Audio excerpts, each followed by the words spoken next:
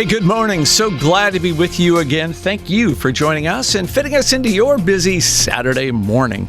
We are going to talk about a problem that many people have, and it's quite literally the furthest thing from your mind, and that is your feet. Your feet are an amazing bit of architecture. You have 26 bones in each one of your feet, 33 joints, and your feet have over 250,000 sweat glands and over 100 different muscles. So there's a lot of stuff that can go wrong there. And when it does, many people reach to a podiatrist for care. And that's where we are today. We're here with Phil Arthur. He is with Aboit Podiatry Associates, and I'm so glad you came in this morning. Thank you for having me. I want you to know that one of the reasons you are here is that a listener actually reached out and was so thrilled with the treatment that he received from you that he suggested you be on the program. So that's why you're here. And that treatment was something called acoustic shockwave therapy. And we're going to talk about that and how it applies to plantar fasciitis in just a moment. Mm-hmm. How wide? It was funny here in the studio. We came into the studio, and Rob Winters from Midwest Ag Matters and our producer Heather both said, "Hey, I have a problem." Does that happen often? It happens all the time. And we were just talking earlier. I had two people in the same day text me pictures of their feet, and they were like, "Hey, what's going on with my foot?" And so, yeah, more often than we realize there's a lot of people with foot problems, and because they know that we're podiatrists, they'll contact us and ask us about, what's wrong with my foot. I was doing some reading. 75% of Americans are going to suffer severe foot pain at some point in their lives. It is a real big issue. And let's just start there with one of the most common causes, and that is plantar fasciitis. So walk me through what is going on there. Yeah, so plantar fasciitis is when you have inflammation in what's called the plantar fascia. The plantar fascia is this long ligament in the bottom of the foot. It attaches to your heel bone. And for one reason or another, it becomes inflamed, and it can be really bothersome, even almost debilitating sometimes. I've had it myself. So when a patient comes in for heel pain or foot pain, we look at a number of things. So we look at them as a whole. And when you look at the foot, though, we look at the biomechanical portion. So whether or not they have a flat foot or a cavus foot or a high arched foot, or whether or not they have a tight posterior muscle group. And so we kind of design our treatment plan based on that. And so a lot of times we'll start out with simple stretching exercises, icing exercises. We'll look at their foot type and recommend certain shoes, or sometimes we'll even order inserts, or we'll even make custom inserts occasionally. And then every now and then we'll order a topical medication, and sometimes we'll do a cortisone injection. But then if someone tries all that stuff and it's not getting better, we'll eventually go on to using shockwave therapy. And then after that, there's a surgery for it as well. Well, let's back up a second. Let's talk a little bit about, how do I know I've got plantar fasciitis? I've heard it's like a stabbing pain as soon as you get out of bed in the morning. Yeah, that's a classic textbook description. Is you wake up in the morning, you take your first step, and it's really painful. And a lot of times you tiptoe. And when I had it on both feet, and I was tiptoeing.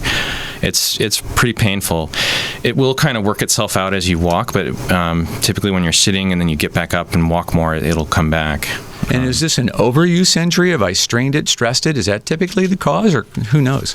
It could be sometimes. I actually got plantar fasciitis from running, but it was also because I had not been running, and then I started running again. So sometimes it's more of a, I haven't done much, and then I'm doing more, and so. So this, I want to go back to the shockwave therapy then, since that's what the listener was so excited about. Sure. So this is a treatment that uses, just like it sounds, acoustic shock waves. And how does it work, and what is it doing in my foot? Yeah, so shockwave therapy is amazing technology. And when I was in my fellowship back out in California, I used it a lot, almost daily sometimes. And we'd be treating somewhere between 6 to 9 patients in a single day. But what it does is it bombards the area with ultrasonic sound waves and stimulates a healing response. So when this happens, the cells around the area, it stimulates signaling between the cells. And so it causes fibroblasts to migrate to the area.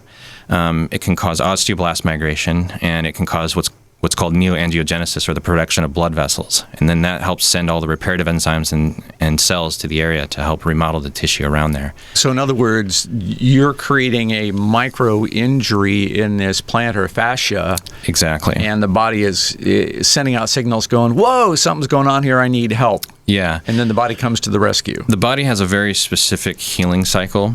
There's an inflammatory phase, there's a proliferative phase, and there's a remodeling phase. And so what you're doing with shockwave therapy is essentially like hyper boosting your body's own healing cycle.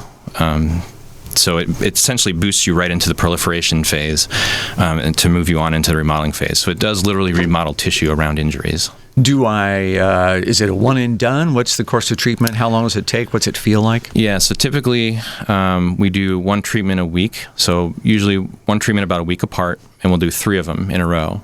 You can technically do them as close as 2 days apart or as far out as 2 weeks apart. If you go beyond 2 weeks, the efficacy kind of will decrease.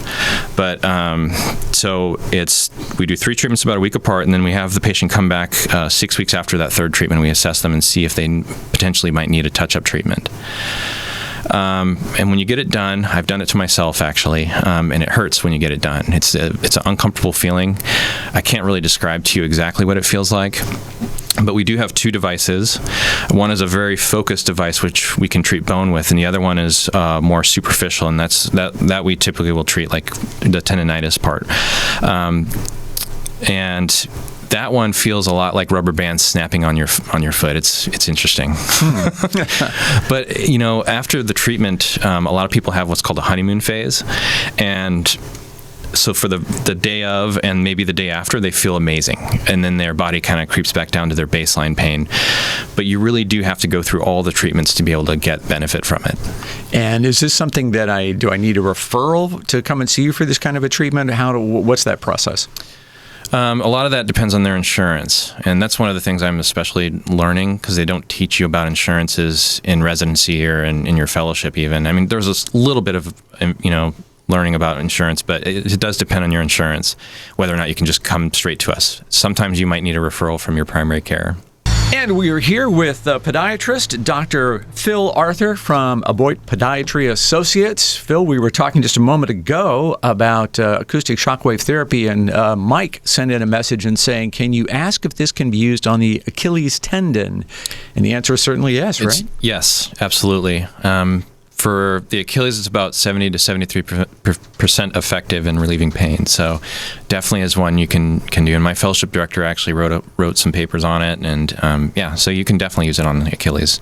And I think one of the points that the listener suggested you be on the program wanted to make is that this procedure, you guys are unique in using this in the state of Indiana. Is that right? Yeah. So there's a lot of people that have sound wave. And they'll say that it is shockwave.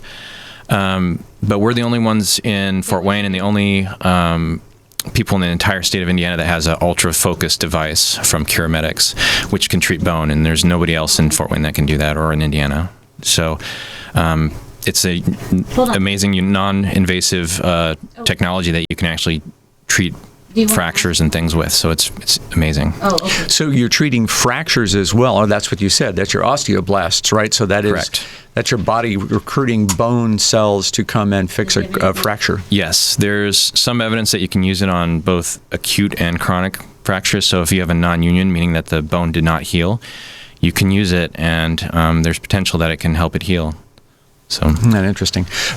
We are going to be talking about diabetes here for a few minutes because, gosh, that is such a huge problem for everyone. What is there about the foot that is so closely associated with diabetic-related issues? Yeah, so with diabetes, the biggest thing is the peripheral neuropathy. And peripheral neuropathy manifests in the foot first. When a patient comes in and we look at, if we do like what's called a diabetic foot exam, or if we're going to evaluate them for their diabetes and how it's progressed, we do several neurological tests. And so we check for their ability to sense vibration, their ability to sense pain, things like that. So people that have poorly controlled diabetes or really high levels of sugar in their body, you can damage the nerves and lose that ability to feel vibration and lose that ability to feel pain. And so you can step on a stone or step on a needle and get an injury or a wound, and then it becomes infected, and then they have this, vicious cycle of getting an infection and possibly getting an amputation and all this stuff. So, diabetes is huge.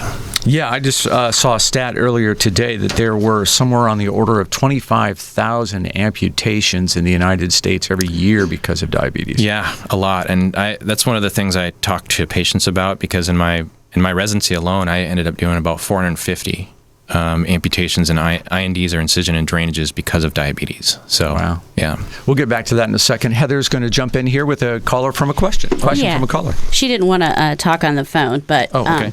She did have questions. She asked if you have any treatment for pain under joints in the toes, like underneath where they bend. And it happens when she walks a lot. She does ice her feet, and she does have plantar fasciitis, which she ices for that too. Gotcha. Yeah, it kind of depends. And, we had talked earlier about, for podiatrists, we're a very hands-on practice.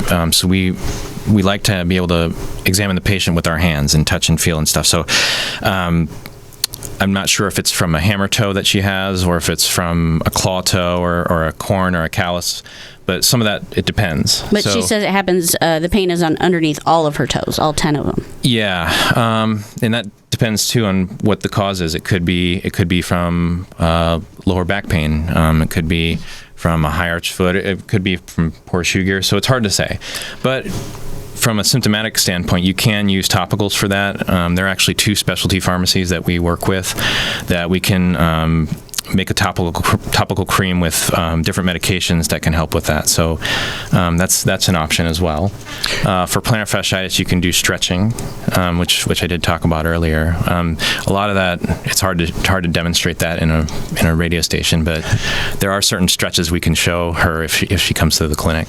It's interesting. We were talking earlier about the fact that you folks are very, very hands-on in many of the different fields of medicine. You really feel like you have to get in there and see, touch, and feel that foot. Well, and we already talked about how many bones and joints there are, and so there's a lot. And so, to me, if you're doing a disservice to your patient if you're not actually touching them and manipulating their foot to try and figure out what's wrong with them. So, a couple more messages have come in here. What type of massage therapy or stretching is important to keep feet healthy? There's a study that was out of Poland in 2016 that talks about foot posture and different exercises. So I don't remember all of the exercises you can do, but some of the ones that I remember are squats. Squats and lunges are actually good for maintaining healthy foot posture. So the study showed people with flat feet, and they started them on this exercise regimen, and those 2 exercises were included in that. And then when they did their measurements afterwards, they actually had a more neutral foot, so they were less flat, which is amazing. So if you do stretching exercises, it can help. What is there about women that they have 4 times the amount of foot problems that men do? I would say the biggest thing probably is shoe styles. A lot of people like different styles of shoes, and a lot of people feel that their shoes define them, and so. I've learned that shoes are jewelry. Yeah, I mean, really, that's what it comes down to. Well, the older you get, the more you realize the heels are not worth it. Oh yeah, I'm just saying. Yeah, I believe that. So and I'm going to call my wife out on this. She's these shoes really hurt, but they look so cute. I'm going to wear them anyway. Well, pain is beauty, man. Right. Okay. The price of beauty is pain. Yeah. Okay. I'm with you. But so when I'm picking shoes, direct yourself to women. What have you seen? What am I going to pick a wiser shoe? There's actually a really basic way to look at a shoe. I call it the 3-point test. And what you do is when you look at a shoe, you want to make sure it bends where the toes bend and not anywhere else. So if you can take a shoe and fold it in half, that's not a very supportive shoe. And you want to make sure the shoe, you can't wring it out like a towel. If you can take the shoe with two hands and wring it out like a towel, it's not a supportive shoe. And then the back of the shoe is called the heel counter. And if that area is completely floppy, then it's not going to support you. So that when I want to find a nice supportive shoe for me, that's what I do, is I just quickly bend it, make sure it doesn't wring out like a towel, and make sure the heel counter is nice and sturdy. So interesting. So it's kind of like you have to touch the patient. You've kind of got to touch and feel the shoes. Yeah, well, I guess totally. It makes sense. Yeah. What do people not know about their feet, and what are we doing wrong? When people come in, we do a lot of callus care, nail and callus care, routine foot care at our practice. And a lot of people ask, well, why are they getting these calluses? Why am I getting them? And the basic answer is pressure and friction. It's all about pressure, friction, movement. And so that's an example, I guess, where people will come in and they don't really know why they have pain, but it's because they're developing a callus, and some of that has to do with their shoe gear or what foot type they have, stuff like that. When is it time for me to see a podiatrist, to come and see you? I would say if you have foot pain and it bothers you on a day-to-day basis and it limits your daily activities and your quality of life, then it's worthwhile to go and see one of us. And how often can you resolve a problem? Are most things, I'm going to have a chronic issue that I'm just going to have to live with, or problems can be resolved? There's a lot of foot problems that can be resolved, and sometimes foot problems are things that can happen again. Like plantar fasciitis, for example. It's something that you can get it and it goes away and you can treat it, and it might come back later on in life. I've had it a couple times in life. Mm-hmm. So, some things are definitely healable easily in a couple weeks. Others are more chronic and they come in, months at a time. And so we're kind of bouncing around here as we're winding things down, but what is a problem that I just should not delay on? What is something that if I keep putting it off, it's going to come back and bite me really hard? Gosh. Is there a long list? That's a hard one, because, for me, it would be a diabetic with a wound is one you don't wait around. I think that's the worst thing you can do, is have an open wound and not try and treat it or take care of it or think of it as not a big deal, because it can be. So that's one I think definitely don't wait around. If you have a wound on your foot, you're diabetic with neuropathy, you just don't want to get in that realm of an infection and have to go down that road. It's not a good one. And what can you do to treat an open wound? Is that something I would see a podiatrist for? Absolutely, yeah. We do a lot of wound care. I did a lot of wound care in my residency, and you can come see us for that. Great. Well, we got to wrap it up there. So that is Dr. Phil Arthur. You'll find him online as William P. Arthur. It depends on the search engines. Yeah. But Phil Arthur is how he is known with Aboit Podiatry Associates. You can find them online at aboitpodiatry.com. And if you've got any questions, I hope you'll reach out. Like I said earlier, Rob and Heather and everybody, you've handed out a couple of business cards right here in the studio. So it's kind of funny that I guess I didn't realize how widespread foot problems are, but now we know, and they are why. Listen, I appreciate your time. Thanks. Yeah, you're welcome. Okay, on the other side of